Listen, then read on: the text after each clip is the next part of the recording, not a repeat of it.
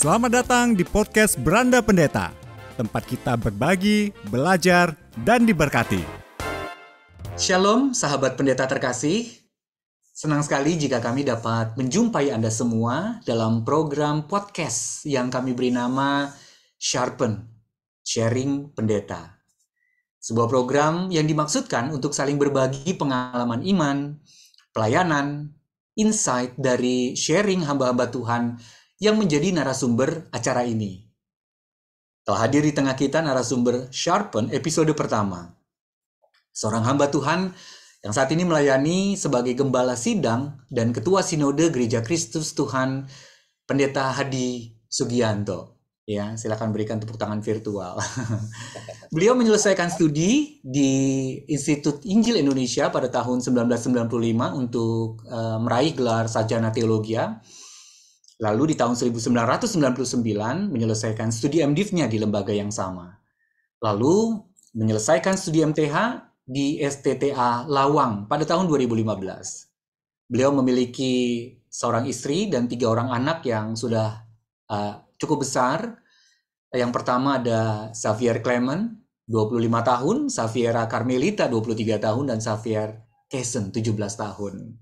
Ya, kita mengucapkan terima kasih untuk Pendeta Hadi yang sudah berkenan hadir dalam program ini, dan kita berdoa, kita berharap bahwa melalui percakapan kita ada banyak hal yang kita dapatkan, berkat-berkat yang bisa kita terima.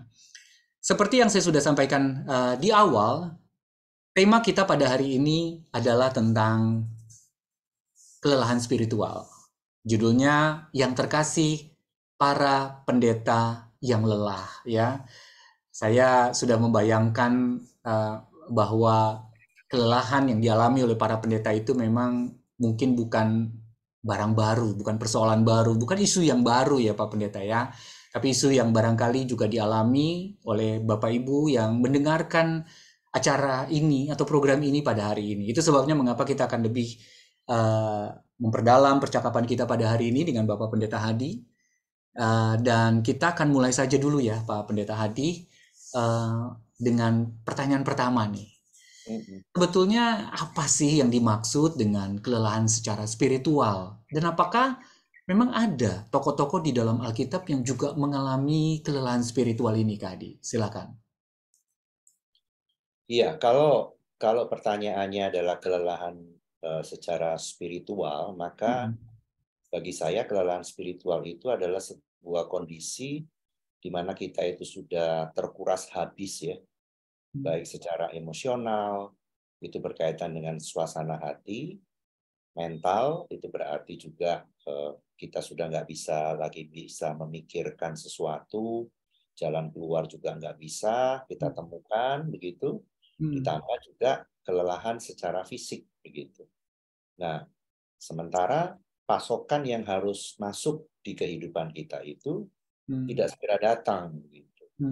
Ya, akhirnya ya kita sangat lelah dalam hidup ini, begitu. Nah, kalau kita melihat contohnya itu, kita bisa melihat Musa, begitu. Bagaimana dia memimpin bangsa Israel, ya, keluar dari Mesir sampai pada sebuah cerita di Meriba itu, Tuhan minta Musa hanya ngomong saja untuk bukit mengeluarkan air, tapi Musa sudah sangat kelihatan terkuras sehingga yang dia lakukan bukan yang Tuhan mau, tapi dia pukul itu bukit dengan tongkatnya. Itu luar biasa ya, sebuah kelelahan yang amat sangat yang terlihat pada Musa pada waktu itu. Juga yang kedua adalah kalau kita lihat contoh misalnya Yunus. Yunus itu juga lelah karena dia itu kan konflik dengan rencana Tuhan. Bagi dia orang Niniwe tidak patut diselamatkan karena kejahatannya, tapi bagi Tuhan menghendaki dia untuk pergi. Lalu konflik itu membuat dia cari jalan keluar sendiri dengan melarikan diri, sampai akhirnya dia dibuang dari kapal masuk ke perut ikan. Disitulah kehidupan yang sangat mengerikan itu dia alami, ya. Sehingga kelihatan sekali bahwa di perut ikan itu kan Yunus merasa sudah lebih baik mati saja begitu kan. Takutlah nyawaku, dia berkata kepada Tuhan, karena itu lebih baik gitu daripada hidup seperti ini kan begitu. Ya, terkuras habis begitu. Jadi itu salah satu tanda khas Kak ya, kalau misalnya ada seorang pelayan katakan begitu, pendeta-pendeta atau hamba Tuhan sudah sampai pada titik di mana seperti Yunus lah katakan begitu ya, kayak udah kayak pengennya lebih baik mati aja, itu sebetulnya bisa menjadi tanda-tanda yang sebetulnya perlu diwaspadai gitu kali Kak ya. Iya, iya. Oke. Nah, kalau boleh tahu faktor-faktor apa sih yang menyebabkan seseorang, apalagi hamba Tuhan gitu, karena kan bayangan orang gitu ya, bayangan jemaat umum terhadap para pendeta gitu ya, nampaknya seolah tidak memberi ruang ya bagi para pendeta itu sebetulnya untuk mengalami kelelahan secara spiritual. Tapi pada kenyataannya kan ya banyak hamba Tuhan, para pendeta juga mengalami kelelahan secara spiritual begitu. Nah, sebetulnya faktor-faktor apa sih yang menyebabkan seseorang, apalagi seorang pendeta katakan begitu ya. Saya nggak tahu apakah nanti itu ada perbedaan antara jemaat umum atau orang awam ketika mereka mengalami kelelahan spiritual dengan pendeta mengalami kelelahan spiritual. Nanti Kak Hadi bisa jelaskan. Tapi apa sih faktor-faktor yang menyebabkan seorang pendeta mengalami kelelahan secara spiritual, Kak Hadi? Iya, pendeta itu mengalami kelelahan spiritual itu sebabnya kalau secara emosi itu dia tidak sedikit ya yang memendam kemarahan, ketidakpuasan dalam relasi bekerja sama begitu ya dengan teman-teman penatua atau majelis atau dengan rekan satu tim rekan hamba Tuhan. Kalau di gereja itu lebih dari satu atau dua ya. Ada hal-hal yang tidak cocok begitu, tidak bisa diselesaikan dengan baik. Dan itu akhirnya juga masuk ke wilayah mental begitu ya, tidak menemukan jalan keluar untuk mengatasi persoalan-persoalan yang rumit dalam relasi. Ya akhirnya dia juga secara fisik itu mengalami penurunan yang luar biasa kalau sudah emosi dan mental itu terkuras begitu. Mengerjain apapun yang ringan itu, tetapi bagi dia itu menjadi bisa sangat-sangat berat. Tapi bagi saya ya yang utama itu kelelahan spiritual itu adalah kalau kita sebagai pendeta itu adalah persoalannya pada iman yang tidak dihidupi dengan melakukan firman Tuhan dalam keseharian. Sebab iman yang tidak dihidupi. Pengetahuan iman punya banyak, tapi tidak dihidupi. Ya. Misalnya Ibrani 12 ayat 15 lah. Apa sih yang menyebabkan seseorang itu punya akar yang pahit dalam hidup? Itu bukan persoalan dia dengan orang yang relasinya buruk, atau karena orang melukai atau merugikan. Tapi Ibrani 12:15 itu mengatakan seseorang itu memiliki akar yang pahit itu karena dia tidak menghidupi iman dalam perbuatan. Ya. Kita bisa jengkel ya sama orang ya, kita bisa marah sama orang. Tapi untuk sampai menjadi pahit hati itu kan ada proses begitu. Kita bisa menjadi pahit hati kalau kita tidak melakukan apa yang Tuhan mau. Misalnya Tuhan kan bilang musuh itu harus didoakan, musuh itu harus diampuni. Begitu. Kita jengkel, kita marah sama seseorang, kita bisa menganggap dia musuh kan. Tapi kalau kita tidak menghidupi iman kita dengan perbuatan seperti yang Tuhan mau, mendoakan saja enggak gitu loh. Wah, itu sudah problem di situ. Sehingga bagi saya itu yang utama itu di situ ya. Persoalan tidak menghidupi iman dengan perbuatan. Itu akhirnya efeknya kemana-mana. Kemarahan tersimpan secara emosional, kemudian karena sudah marah, sulit untuk berpikir yang jernih kan, secara mental terkuras juga, secara fisik pasti mengerjakan apapun tidak dalam sukacita, ya cepat lelah, cepat capek, ya sudah lengkap lah sudah. Jadi tertimbun ya semua ya Pak Hadi ya. Iya tertimbun. Tapi masalah utamanya kalau dari perspektif Pak Hadi tetap itu masalah rohani gitu ya. Artinya ini bukan masalah maksudnya masalah relasi, isu-isu yang berkaitan dengan relasi, isu-isu yang berkaitan dengan hal lain itu sebetulnya akar masalahnya tetap ada iman yang tidak dihidupi begitu kan ya. Kalau saya tangkap dari apa yang disampaikan sama Pak Hadi gitu kan ya. Ya, jadi kita Sesederhana itukah Pak Hadi? Sesederhana itu ya atau memang boleh? memang tidak sesederhana itu. Nanti Mm-mm. nanti nanti kita akan melihat Mm-mm. bersama-sama gitu ya. Misalnya nggak sesederhana itu karena ada faktor-faktor lain. Mm-mm. Tapi faktor-faktor lain itu sebetulnya kan juga harus kita hadapi dengan sikap iman kita. Apa yang Tuhan katakan ketika kita menghadapi situasi-situasi yang tidak mudah, Mm-mm. ya kan? Itu kan harus menjadi dasar yang paling kuat untuk kita mengelola semua persoalan dalam hidup kita. Entah itu persoalan fisik, ya, Mm-mm. kesehatan, entah Mm-mm. itu mental, entah itu Mm-mm. emosi. Kan harusnya bahwa pada akhirnya Mm-mm. itu bagi saya bermuara kepada relasi kita dengan Tuhan bagaimana, sehingga kita menemukan cara untuk mengelola, ya, mengelola hal-hal yang muncul yang Mm-mm. membuat kita itu terkuras habis. Oke. Nanti Kak Hadi akan jelaskan lebih lanjut ya, karena tadi Kak Hadi bilang ada beberapa hal yang barangkali perlu diungkap juga ya selain masalah kerohanian. Oke, sekarang pertanyaannya begini Kak, kalau dari pengalaman ya, kan Kak Hadi tadi rasanya sih kalau lihat dari background pengalaman pelayanan Kak Hadi, rasanya sudah cukup lama gitu ya terjun dalam dunia pelayanan di gereja gitu ya. Tentu saya membayangkan apalagi sekarang dengan posisi sebagai ketua sinode, tentu kan salah satu yang dikelola oleh seorang ketua sinode adalah hamba-hamba Tuhan gitu kan ya. Nah, bukan tentu kita tidak akan membongkar aib siapapun gitu ya, tapi maksudnya yang saya ingin tanyakan adalah lebih kepada begini.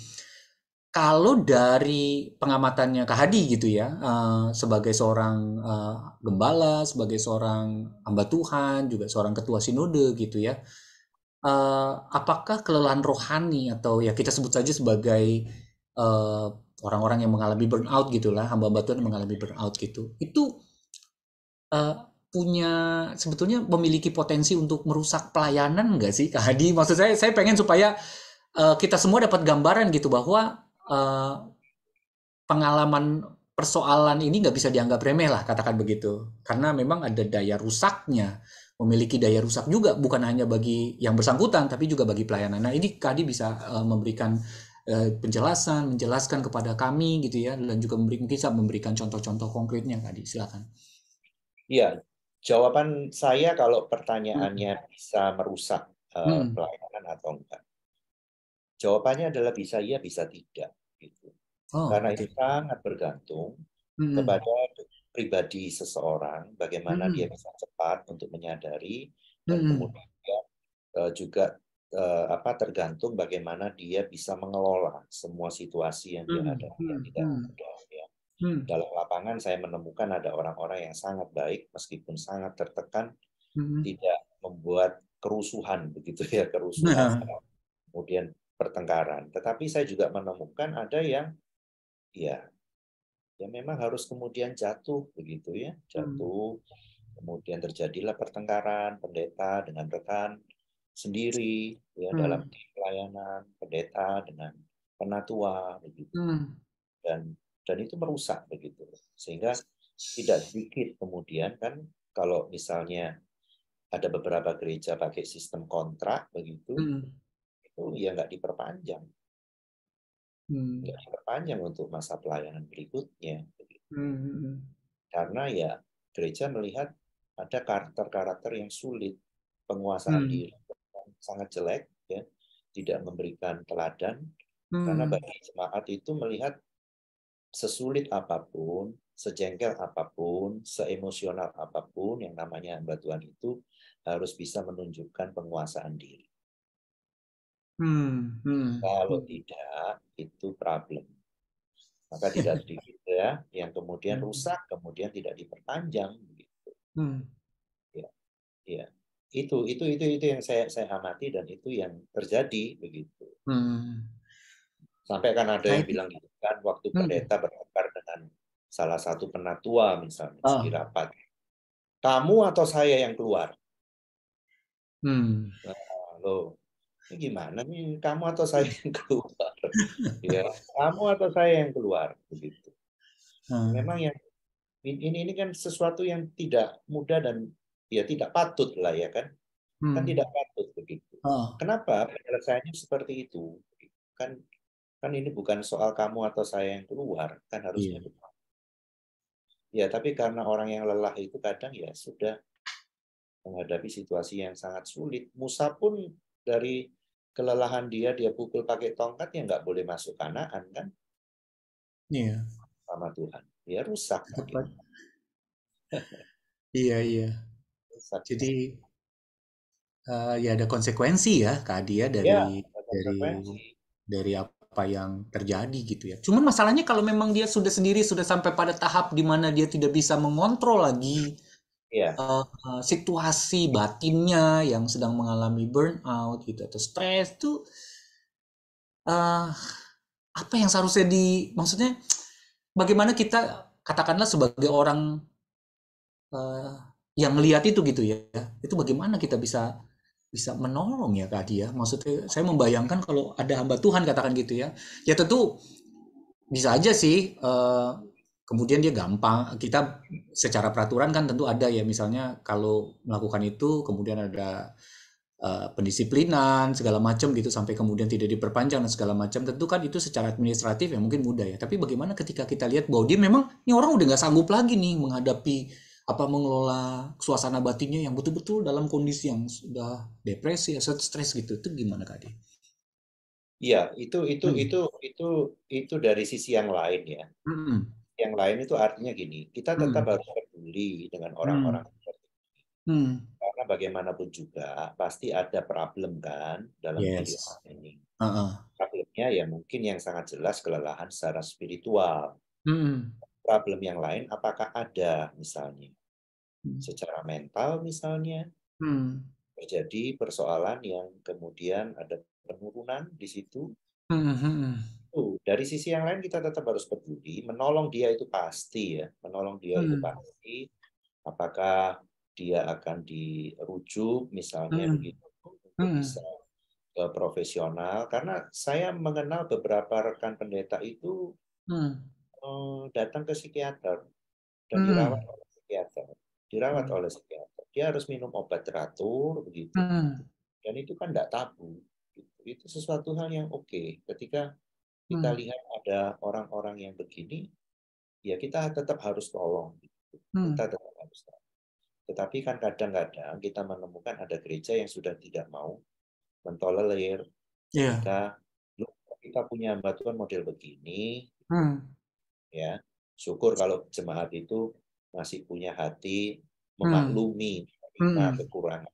Misalnya ada gangguan mental, Hmm. ya psikiater harus tangani. Meledak-ledak Hmm. dia itu bisa karena gangguan mental, ya Hmm. bukan karena semata-mata tidak menghidupi apa itu imannya dalam praktek sehari-hari. Karena Hmm. kalau sudah gangguan mental itu kan bagi saya sama dengan orang yang harus minum obat setiap hari karena darah tingginya, karena diabetesnya, Hmm. ya kan? Hmm. Kalau kita darah tinggi punya, diabetes punya, kan tiap hari harus minum obat. Iya. Tapi kalau mental kita yang terganggu, psikiater kan juga bilang gini, ya kamu harus minum obat ya supaya Hmm. Hmm. terkendali kan gitu. Iya. Ya kita harus jalani.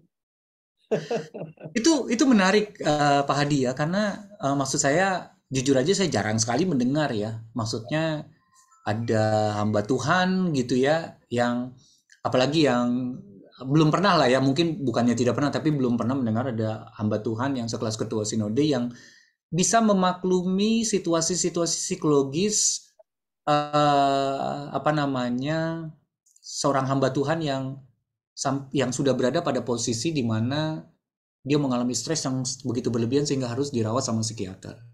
Biasanya kan ya, ini sependek pengetahuan saya biasanya sih eh, demi alasan eh, jemaat gitu ya, kesejahteraan jemaat dan segala macam ya mungkin eh, perlu diamankan lah dalam tanda kutip gitu ya bantuan semacam ini dan segala macam. Tapi ujung-ujungnya sih tetap nggak diberi kesempatan untuk kembali pelayanan karena ya kita punya alasan memang. Sebetulnya itu kan sesuatu yang kalau boleh dibilang ya nggak salah juga gitu kan ya karena kan tentu ada juga jemaat-jemaat yang barangkali juga belum siap menerima hamba Tuhan yang mengalami persoalan secara mental gitu karena ngapain bicara di mimbar gitu damai sejahtera, tapi ternyata nggak bisa juga kan, bisa jadi ini memang sebuah sebuah situasi yang tidak mudah juga, memang harus dihadapi oleh organisasi, sebuah inian gitu ya, sebuah organisasi kependetaan dan segala macam gitu. Tapi itu menarik Kak Hadi, karena memang pada kenyataannya secara umum kita perlu, saya nggak tahu ya, menurut Pak Hadi apakah perlu mengedukasi jemaat juga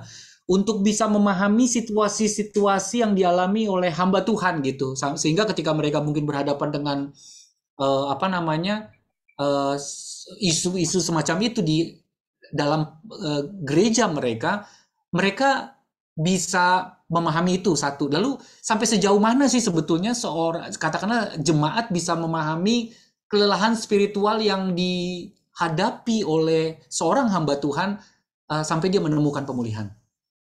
Iya, saya Hmm. pikir di mimbar itu ya sudah Hmm. sudah waktunya Hmm. jelaskan bahwa yang namanya rohaniwan Hmm. itu Hmm. juga tidak pernah bisa lepas dari persoalan-persoalan kesehatan mental ya. Kalau Yes. kesehatan fisik orang akan maklum lah, semua juga kena begitu kan. Hmm. Tapi kalau soal-soal kesehatan mental itu kan bagi jemaat masih banyak yang menganggap nggak mungkin dong pendeta kena Ya. gangguan mental Hmm. begitu kan. Hmm. Ini kan persoalan hidup itu kan selalu berjalan dan ada perubahan-perubahan yang terjadi begitu. Yes. Termasuk gangguan mental itu kan sebabnya bisa karena secara biologis di tubuh kita ini ada problem dengan soal-soal misalnya hormonal lah, Ya. ya cairan-cairan di kepala yang mulai tidak imbang, itu Yes. bisa mempengaruhi banyak hal, dan itu saya Hmm. pikir perlu untuk dijelaskan ke jemaat. Hmm. Saya pun juga pernah ngomong ke jemaat begini. Hmm. Kalau ketemu saya di mall, Hmm. kemudian melihat saya dan saya seperti melihat saudara, lalu Hmm. saya tidak angkat Betul. tangan atau menyapa, tolong Hmm. saya dipahami Hmm. bahwa saya bukan orang yang sombong gitu. Hmm. Kenapa? Karena saya itu kalau jalan, kalau berdiri, itu kepala itu penuh dengan sesuatu yang terus berjalan begitu loh. Jadi Iya, iya. meskipun seperti melihat seseorang, tapi yang fokus saya itu yang di kepala, bukan yang di mata begitu. Iya. Jadi tolong ya, saya dipahami untuk itu. Saya tuh menjelaskan begitu. Kalau enggak itu kan bisa salah terima. Waduh, ketemu di itu Pak Hmm. Hadi enggak sapa loh, padahal Pak Hadi itu lihat kita gitu kan. Hmm. Hmm. Hmm. Ya saya bilang saya ada problem. Problem saya adalah saya jalan, saya duduk, kepala saya itu penuh, Hmm. mikir terus gitu loh. Hmm. Hmm. Saya Hmm. nggak bisa menghentikan gitu. Nah itu Hmm. saya bilang apakah ini kelemahan ya? Ya mungkin kelemahan saya bilang kan Hmm. gitu. Hmm. Tolong saya dimengerti untuk itu, gitu. Iya. Ya kan? Tolong Memang saya dimengerti untuk itu. Ini kan memang mental. harus begitu ya berarti ya Pak Hadi ya. Memang Ya harus dong. Harus jemaat itu terbuka. betul-betul harus diedukasi betul ya. Ya, harus Hmm. terbuka. Supaya Hmm. mereka paham. Pendetamu ini punya problem, begitu. Punya problem. Iya. Punya problem yang ya ya apa ya, mau minta tolong dimengerti atau apalah istilahnya, pokoknya harus Iya. disampaikan Dikomunikasikan kepada dulu. jemaat ya. Heeh, gitu loh. Nanti seiring dengan umur yang berjalan, Hmm. gangguan-gangguan mental itu bisa muncul ya, karena Oh, soal-soal biologis yang iya, berubah. iya. Gitu. Heeh. Bukan karena kita sudah nggak cinta Tuhan, enggak. Lah orang kalau kena darah tinggi mau apa karena dia nggak cinta Tuhan? Kan enggak. Iya.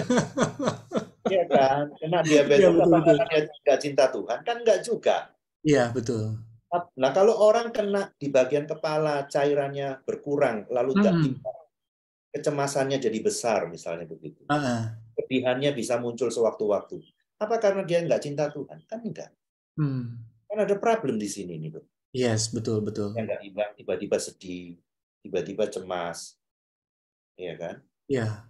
Gitu. Makanya ketika Hmm. itu muncul ya, Hmm. ketika itu muncul maka perlu kan kita mencoba belajar menghidupi iman dalam hidup yang praktis. Hmm.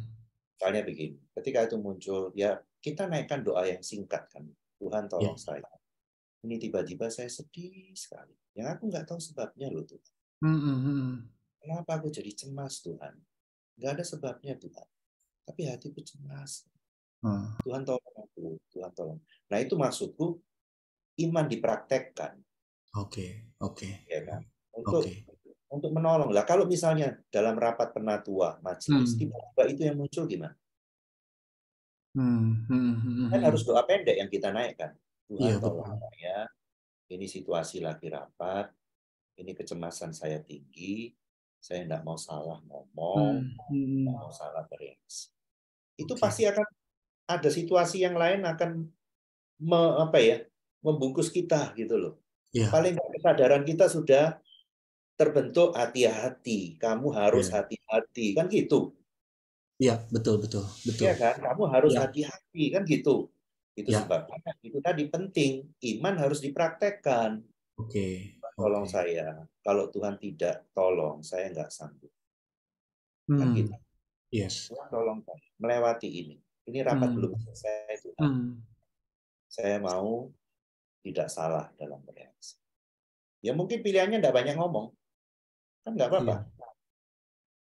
Lebih baik daripada jadi Iya, masalah gitu ya, Pak iya Di ya. dong, iya, iya. Yes, Dan itu betul. kan praktek iman. Yes. Praktek iman yang sangat sederhana kan, simpel Yes. kan. Yes. Gitu. Betul banget. Itu harus. Jadi pola praktek iman dalam hidup sehari-hari itu harus. Yang simpel-simpel itu harus. Nggak usah mikir yang apa yang kelas tinggi praktek imannya begitu. Enggak, Iya. yang simpel-simpel lah. Tapi Iya. dipraktekkan. Saya juga nangkep praktek iman mungkin bisa juga seperti yang tadi Pak Hadi sampaikan, keterbukaan Ya, betul.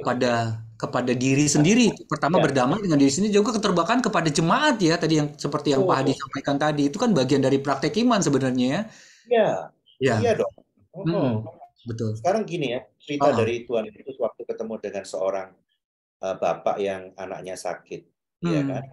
Tuhan Yesus kan ketemu dia, lalu kan tanya gitu, kamu mau apa begitu kan?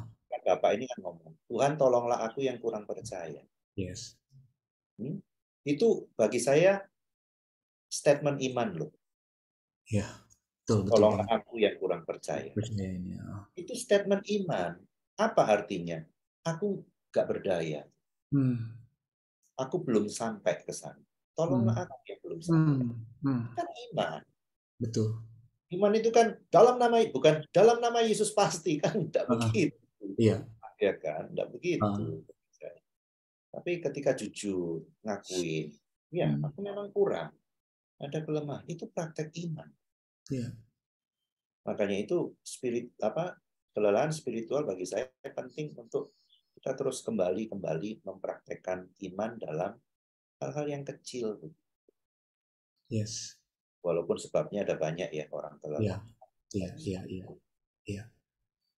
Nah, tadi kan kita bicara dalam konteks orang yang katakan ada dua tadi kalau saya tangkap, bicara dalam konteks jemaat yang itu berhadapan atau katakanlah ya jemaat yang berhadapan dengan hamba Tuhan yang mengalami kelelahan rohani, dan hamba Tuhan yang sedang mengalami kelelahan rohani, hal-hal apa yang tadi Kak Hadi sempat sampaikan soal menghidupi iman dalam praktek kehidupan sehari-hari dengan cara yang sederhana dan dengan segala macam bentuknya gitu ya. Nah, sekarang nih Pak Hadi, karena kemungkinan juga mungkin ada di antara yang menyaksikan program ini tidak sedang dalam kondisi tersebut, mereka sedang dalam kondisi yang oke-oke saja lah gitu ya. Nah, tapi mereka itu tahu bahwa ada kolega mereka yang sedang dalam kondisi yang burnout, stres, depresi gitu ya.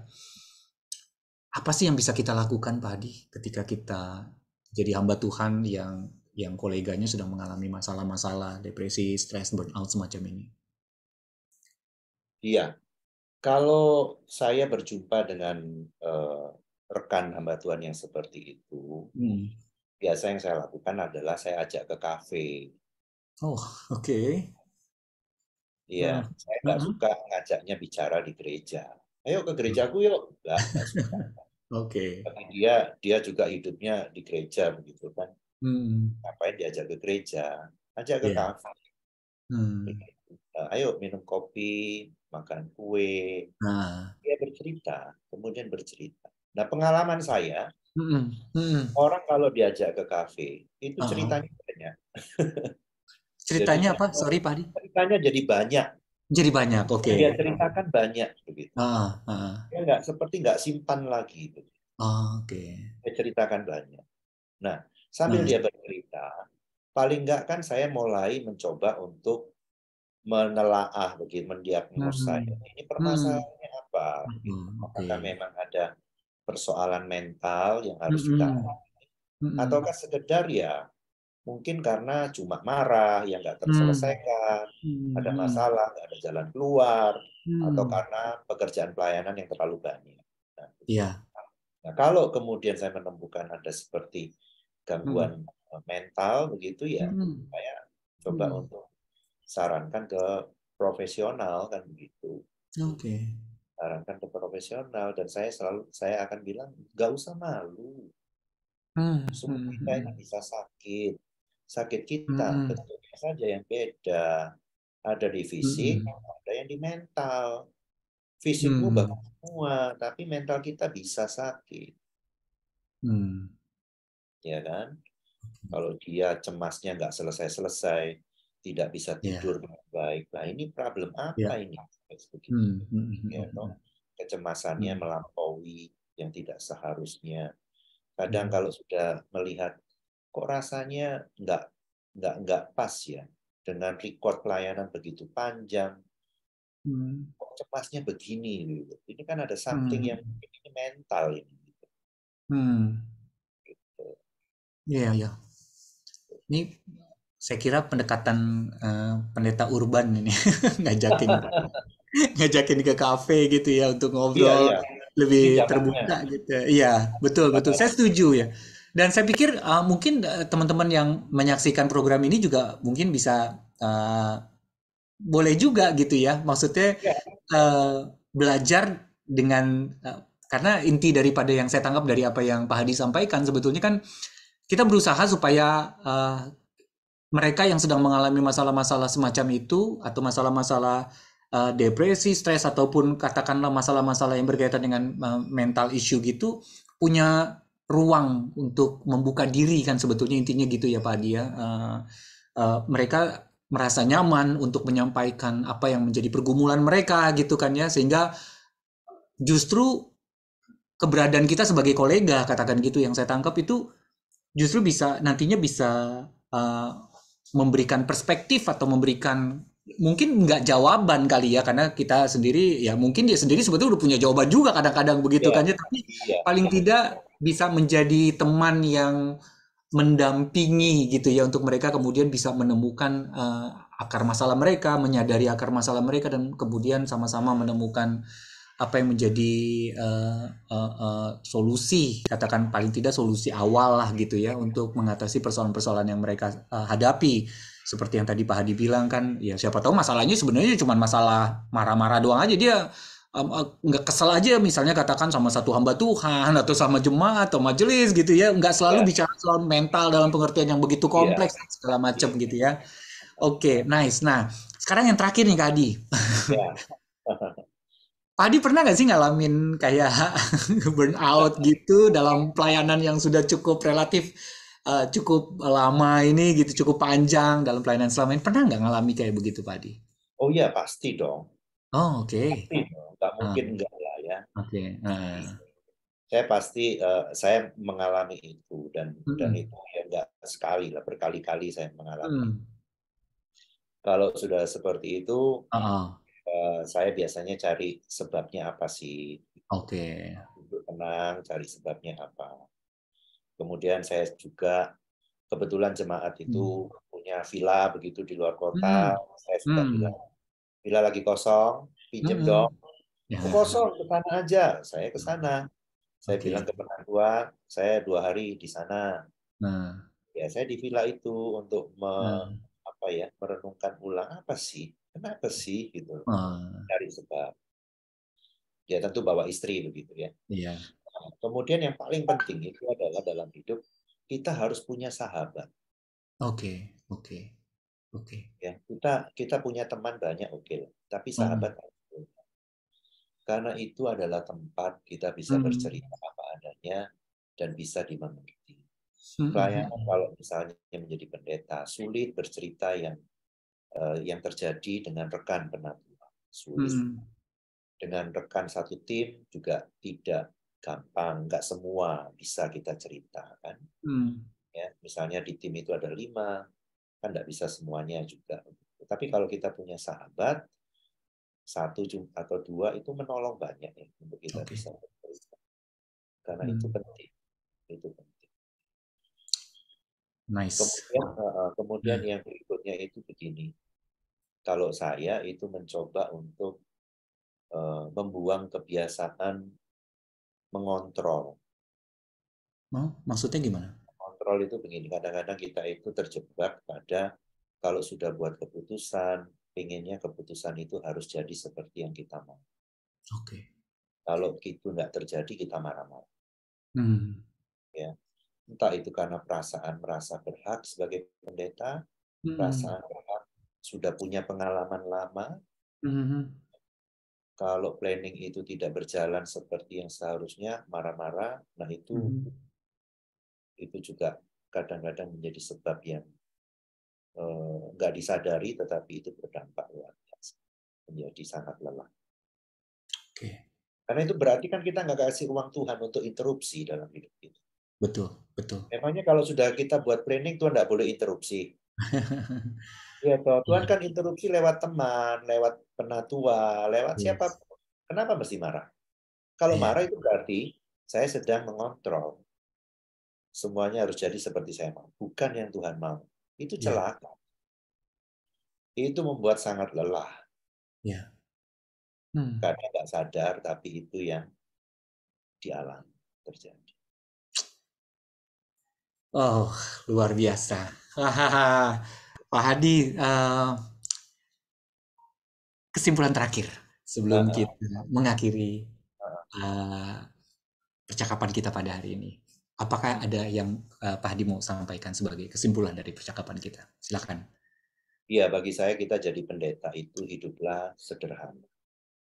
Saya tidak bicara soal sederhana penampilan fisik atau yang kita makan sederhana. Hidup kita itu harus sederhana. Sederhananya itu begini. Kita harus mulai terus belajar dan memberikan diri. Seluruh pembuluh darah iman kita itu harus dialiri oleh Injil. Gitu. Sejauh mana Injil itu sudah mempengaruhi cara berpikir kita, merasakan sesuatu ketika kita melayani. Itu saja sebetulnya. Kalau belum banyak, kita akan hadapi banyak problem. Kalau Injil itu mengaliri pembuluh darah iman kita, meskipun kita kena mental illness, kita bisa kok ngadepin. Ada kerelaan minum obat, menerima itu fakta yang harus saya jalani dalam masa hidup saya, kan gitu. Bukan menolak. Kok bisa saya pendeta jadi mental illness? Loh kenapa memang? Diterima aja kan? Iya. Nggak usah ditolak. Itu yang kemudian sering membuat kita mengalami kesedihan yang tiba-tiba datang, kecemasan tiba-tiba datang. Ya nggak apa-apa, dijalani aja. Yang penting Injil itu mengaliri seluruh pembuluh darah iman kita. Ya bahasa saya yang tadi itu, praktekkanlah iman itu dari hal-hal yang simpel. Connect-lah dengan Tuhan. Kalau sulit, apa yang kita ngomong? Supaya kita sadar kita sedang dalam kondisi tidak baik-baik saja.